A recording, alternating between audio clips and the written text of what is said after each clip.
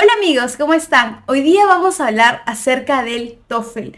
Todo sobre ese examen estandarizado de inglés y lo vamos a dividir en 4 secciones: Reading, Listening, Speaking and Writing. Tengo muchos TikToks acerca de este examen, cómo tener una mejor nota, los mejores tips, los hacks que he encontrado en internet, cuál ha sido mi experiencia tomando ese examen, tanto en la versión IBT como en la versión ITP en el IBNA.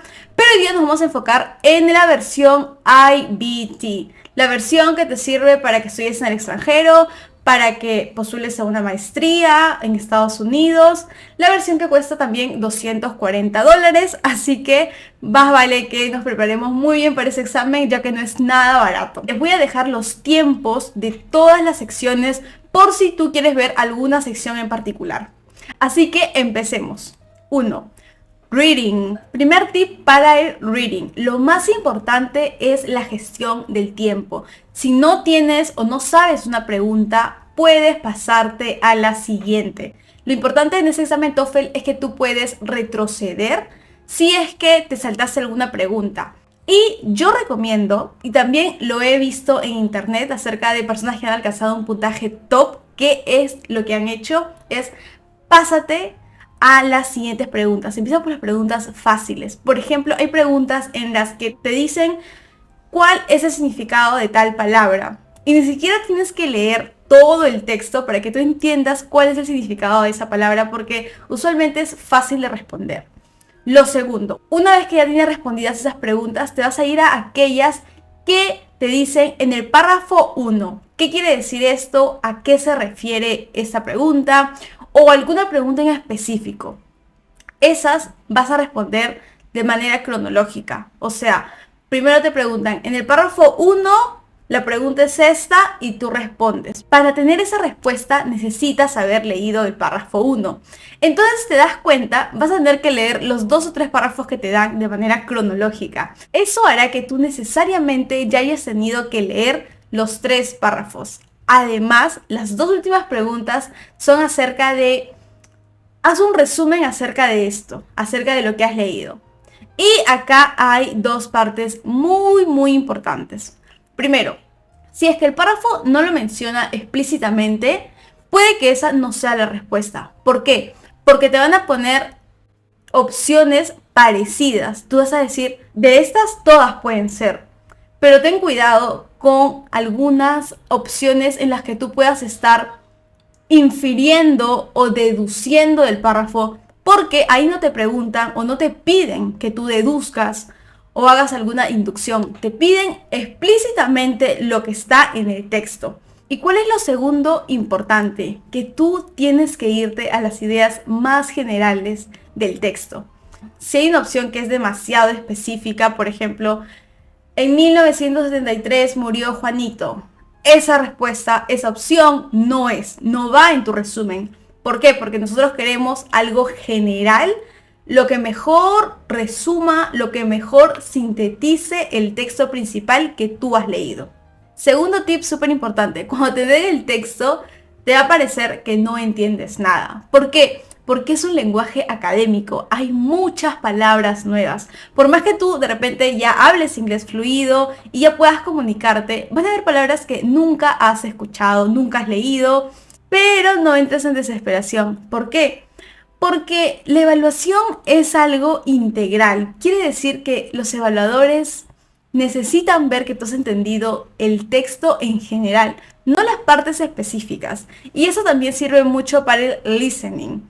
Así que recuerda enfocarte en los puntos más importantes, más generales y no le prestes mucha atención a los detalles. Ahora, segundo punto, listening. Como lo comenté, en el listening es muy importante que te bases en la idea general. En el listening vas a tener 2 tipos de audios. En el primer audio puede ser un alumno que está hablando con un profesor por una tarea que no entendió, o si es que tiene algún problema en la universidad, o también puede ser un alumno hablando con otro alumno acerca de sus apuntes, algo que necesita, o también he escuchado otros audios donde una persona habla con un personal de servicio de una universidad. Por ejemplo, un bibliotecario porque no entendió bien algún libro o quiere sacar algún libro. Hay diferentes audios Pero siempre la temática es esta, de un alumno que necesita algo. Entonces, aquí es importante tomar buenas notas. ¿A qué me refiero con notas? Aquí les voy a poner un ejemplo de cómo tomar buenas notas. Por ejemplo, para el alumno A puedes poner A, 2 puntos, lo que dice el alumno A, y B, para el profesor, por ejemplo, 2 puntos y lo que dice el profesor B.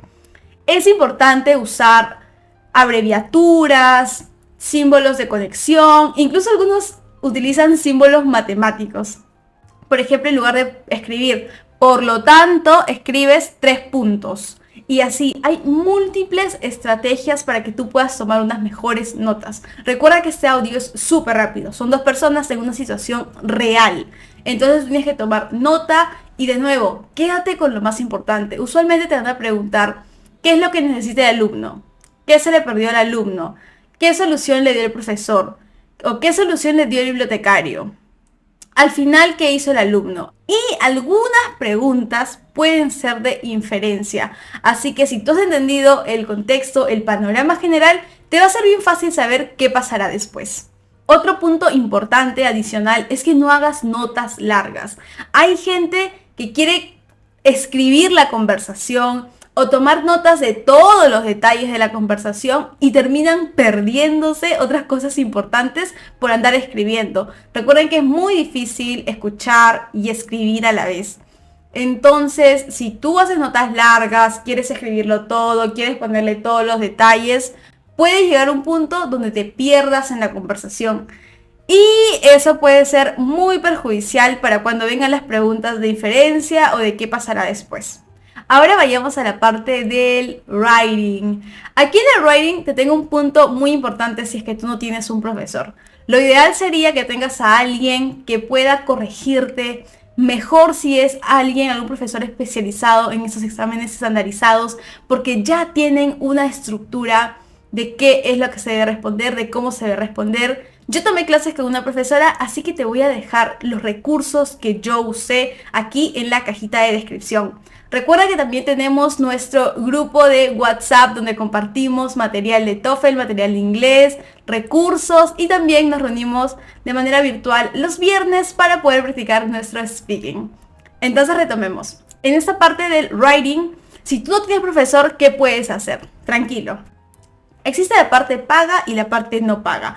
Empecemos con las herramientas gratuitas. Tenemos Google Docs, tenemos Word, tenemos Grammarly, tenemos Gmail o incluso tenemos ChatGPT. ¿Para qué? Para que tú le des tu texto y le digas a la inteligencia artificial, corrige todos los errores gramaticales de este texto. O también te puede corregir los errores de ortografía.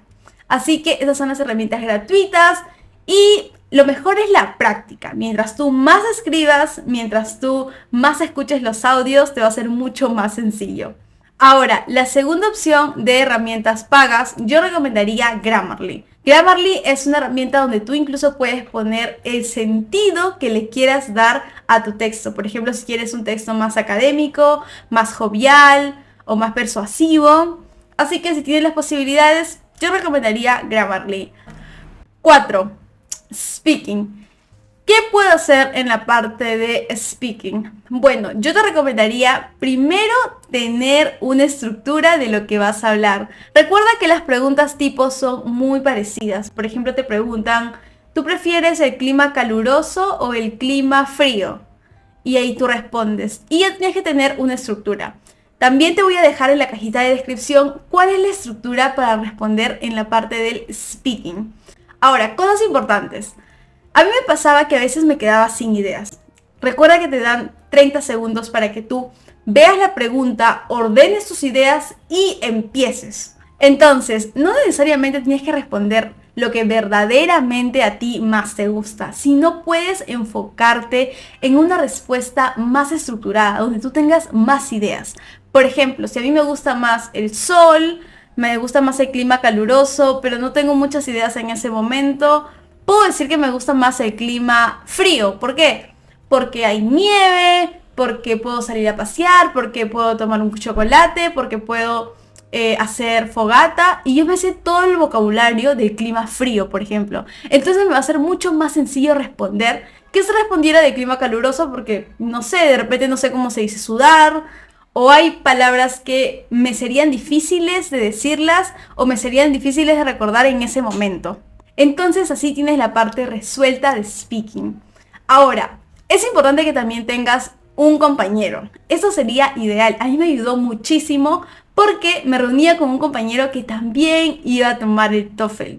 No creo que sea difícil encontrar a alguien que esté en la misma situación, que vaya a tomar el examen, porque hay muchísimas personas postulando, queriendo sacar una buena nota del TOEFL. Así que puedes buscar un compañero, por ejemplo, en el chat que tenemos de nuestro grupo de inglés, que es totalmente gratuito. O de repente puedes buscar algún compañero en plataformas de internet, que también seguro hay alguien ahí que quiere mejorar su speaking. Ahora, bonus track, les voy a contar mi experiencia de los errores que cometí, de un error en específico que cometí y que si volvería a tomar el examen no lo volvería a hacer. Yo practicaba mis simulacros del TOEFL, mis readings, mis listening, todas las secciones en un ambiente totalmente controlado. ¿Qué quiere decir? Donde no haya bulla, donde no pase ni una mosca. Pero eso no va a suceder el día del examen. De hecho, tú tomas el examen con un montón de personas. Yo lo tomé y había aproximadamente 30 personas. Y fue súper difícil tomar el examen así, porque yo había practicado de una forma totalmente distinta. Entonces, yo te recomiendo que practiques en un ambiente donde haya un poco de ruido. No quiero decir que sea un montón de ruido, pero un poco. ¿Por qué? Porque, por ejemplo, si tú estás en la parte del listening y hay otra persona que ya está en el speaking, la otra persona va a estar hablando y tú tienes que estar en la capacidad de poder concentrarte y escuchar únicamente tu audio de listening. O también puede pasarte que tú estés en la parte del writing y, por ejemplo, no te concentres bien si es que hay bulla al otro lado. Así que tú ya debes haber practicado con todos estos factores externos que pueden pasarte el día del examen. Ahora, es cierto que este video es acerca de cómo prepararse de manera gratuita, pero una plataforma que yo he usado y que recomendaría en caso tú ya estés próximo a tomar el examen es Magoosh. Magoosh tiene las 4 secciones del examen. Y esto no es pagado, no es patrocinado, simplemente les quiero compartir mi experiencia, que tiene muchos recursos e incluso te pueden evaluar tus writings los profesores que tienen ahí en Magoosh y que son especializados en ese tema de los exámenes estandarizados. Como tienen TOEFL, tienen IELTS, tienen GMAT, GRE, diferentes tipos de exámenes.